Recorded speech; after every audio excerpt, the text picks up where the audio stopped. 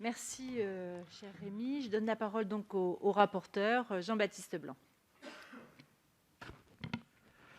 Madame la présidente, chère Sophie, mes chers collègues, Madame la ministre, comme souvent lorsque notre commission examine des projets et des propositions de loi en matière d'urbanisme, le texte qui nous réunit traite une problématique très concrète, celle des conséquences au quotidien pour nos communes et intercommunalités des nombreuses évolutions législatives successives qui ont touché nos documents d'urbanisme locaux. Cette proposition de loi de notre collègue Rémy Pointereau, que je salue aussi, trouve ses origines dans les lois SRU et ALUR adoptées en 2000 et 2014 respectivement. Ces lois avaient prévu deux évolutions d'ampleur. Pour la première, on le sait, le remplacement progressif des POS par les PLU. Et pour la seconde, le transfert à l'échelon intercommunal de la compétence urbanisme. Près de 20 ans plus tard, ces dynamiques ne sont pas encore abouties et posent au quotidien des problèmes de procédure et d'application concrète à nos élus. Et ce sont précisément ces deux problèmes-là que la proposition de loi vise à résoudre. D'une part, le sort des cartes communales, d'autre part, la disparition des POS. Tout d'abord, en son premier article, il s'agit du sort des cartes communales dont il faut parler dans le cas notamment où elles sont appelées à être supplantées par un nouveau PLU communal ou intercommunal. Plus de 5 700 communes françaises sont encore dotées de cartes communales et environ 40% d'entre elles seront bientôt couvertes par un PLUI.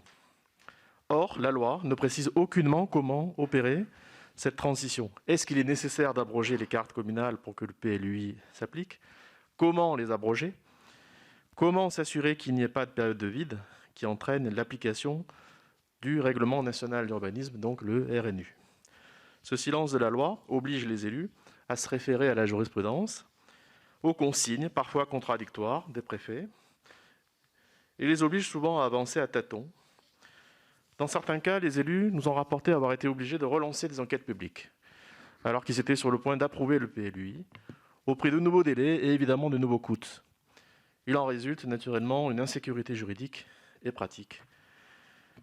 La proposition de loi de mon collègue Rémy Pointereau propose de fixer dans la loi une procédure applicable pour éviter ces écueils et offrir une meilleure prévisibilité et efficacité possible aux élus de ces territoires, souvent ruraux et peu accompagnés dans la mutation de leurs documents d'urbanisme.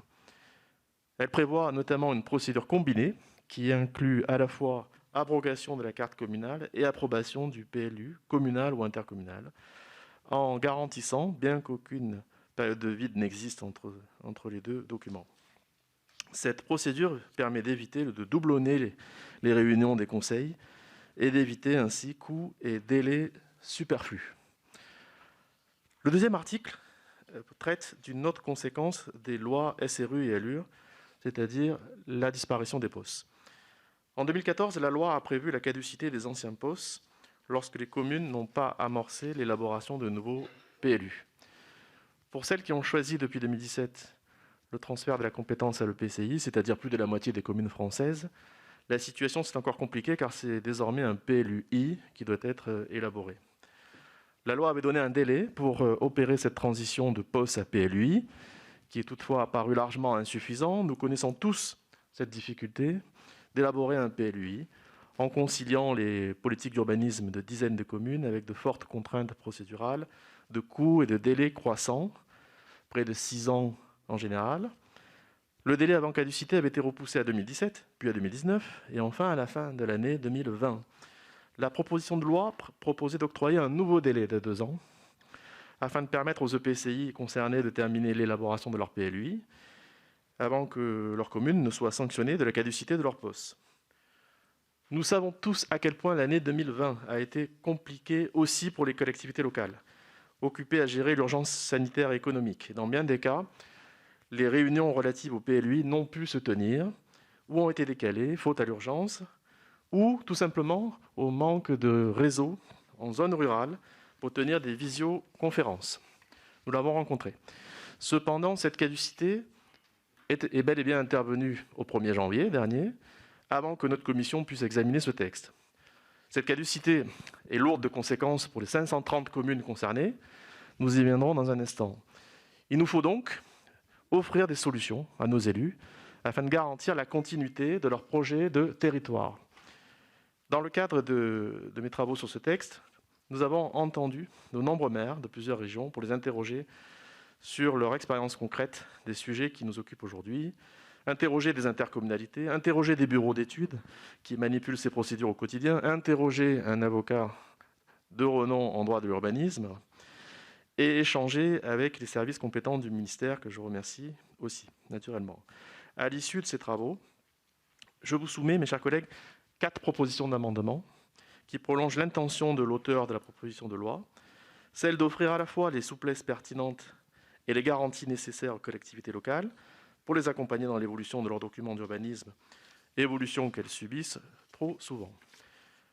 Donc 2 articles. À l'article 1er, relatif à l'abrogation des cartes communales, outre un amendement de précision juridique, je vous proposerai de renforcer la procédure combinée dans le triple objectif de mieux articuler abrogation et approbation, de sécuriser ensuite le passage de la carte communale au PLUI sans période de vide et d'éviter des délais supplémentaires liés à l'avis du préfet. Avec ces précisions, les personnes auditionnées estiment que la proposition de loi apporte une clarification bienvenue du droit applicable qui facilitera les procédures au sein de nos territoires. À l'article 2, relatif à la caducité des POS, je vous proposerai de remplacer le report de caducité, malheureusement désormais impossible, comme je viens de le rappeler, par une boîte à outils à la disposition des maires, leur permettant d'atténuer les effets les plus problématiques de l'application du RNU. En effet, des échanges avec les maires, il a été révélé les principaux points d'alerte et qui sont de manière très concrète. D'abord, cela a été dit, la perte du droit de préemption urbain qui met en péril l'acquisition de terrains nécessaires à la réalisation de projets d'équipement collectif, qui remet en cause des aménagements, encore des projets de logements sociaux planifiés de longue date. Les conséquences peuvent être lourdes pour le développement de ces communes, souvent rurales, et peser à l'échelle de la décennie. Ensuite, le pouvoir donné au préfet en matière d'autorisation d'urbanisme. En RNU, le maire n'émet les permis qu'au nom de l'État, et en suivant l'avis du préfet, je m'interroge à ce titre sur les moyens dont disposent les préfets pour traiter ce soudain transfert des autorisations d'urbanisme de 530 communes. Cela nous a été dit. On m'a alerté sur la surcharge qui en résultera et les conséquences de l'octroi d'autorisations tacites. Et enfin, les règles de constructibilité applicables sous l'ancien POS et sous le régime du RNU sont parfois très différentes. Des terrains constructibles qui s'apprêtaient à être construits et à permettre, par exemple, l'installation de familles dans de nombreux villages, perdent désormais leurs droits. Et à l'inverse, des terrains autrefois protégés par le POS comme zones naturelles peuvent devenir constructibles, car situés en bordure de zones urbanisées. Quelques promoteurs, aménageurs, prédateurs, ça existe, tirent déjà profit de la situation pour tenter de faire passer en force des projets contradictoires avec le projet de territoire. Les maires l'ont confirmé. Mes 2 amendements à l'article 2 proposent donc d'instaurer 3 dérogations au sein d'une boîte à outils permettant aux maires de résoudre ces problèmes. Ils pourront ainsi faire usage du droit de préemption en le justifiant par délibération. Ils pourront solliciter le préfet pour qu'il sursoie à statuer sur des autorisations en l'attente du PLUI lorsque les règles sont appelées à changer. Et ils pourront également demander au préfet de faire usage de son pouvoir de dérogation au RNU afin d'autoriser des projets d'intérêt communal rendus impossibles par l'application du RNU. Ce sont des dérogations encadrées dans le temps afin de conserver une incitation à terminer son PLUI, l'élaboration du PLUI, très exactement. Elles s'appliqueront jusqu'à l'approbation de ce PLUI ou au plus tard, à la fin de l'année 2022, c'est-à-dire dans le délai de prorogation que sollicitait l'auteur de la proposition de loi, Rémy Pointereau. Je précise que ces dérogations sont une possibilité offerte aux maires sur certains projets d'intérêt communal et non une mesure générale.